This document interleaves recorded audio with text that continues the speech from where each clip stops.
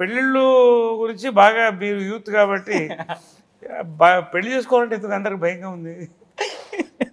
చాలా మంది పెళ్లి చేసుకోవట్లేదు కాదు సార్, మేము రిలేషన్లోకి వెళ్ళాలన్న భయమే సార్. రిలేషన్షిప్లోకి వెళ్ళక ఎందుకంటే ప్రాబ్లమ్స్ ఉన్నాయండి ఈజీగా. అంత మీరైతే మన్మధుడు ఎలా బాణం వేసి మనసుని ఎలా కొల్లగొట్టారు, మాకు అంత సీన్ లేదు సార్.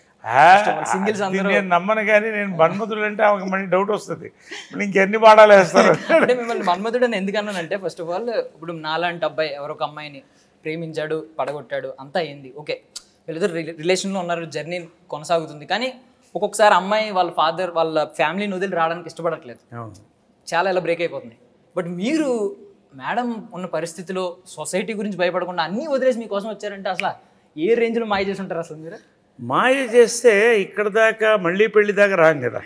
ఇప్పుడు మాయ చేసి ఏం మాయ చేసే వెళ్ళ మాయ సార్, ప్రేమ సార్ నేను అనేది ఏ రేంజ్? అదే అదే ప్రేమ అంటే ఒక, కానీ మాయ అంటే ఏమవుతుందంటే, మాయ చాలా పెద్ద పదం.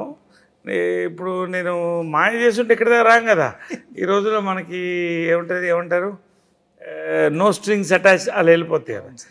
మాయ నేను చేయబడ్డానేమో, కానీ అంటే ఆమె వల్ల కాదు, జనరల్గా నేను మాయ చేయొచ్చు అప్పుడప్పుడు సార్. ఇప్పుడు అవి కాదు,